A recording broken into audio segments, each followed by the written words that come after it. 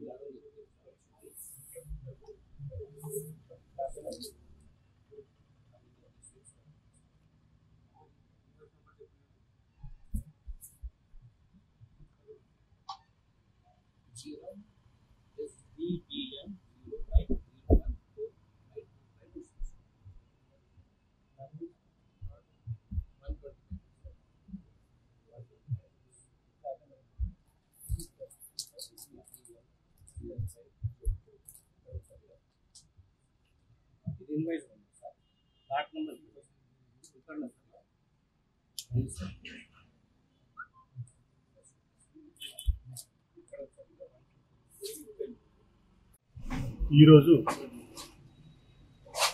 గౌరవ Warangal commissioner of police sir ఆదేశాల మేరకు పాలకుర్తి పట్టణంలో ఈ సీడ్స్ ఫర్టిలైజర్ షాప్స్ తనిఖీ చేయడం జరిగింది.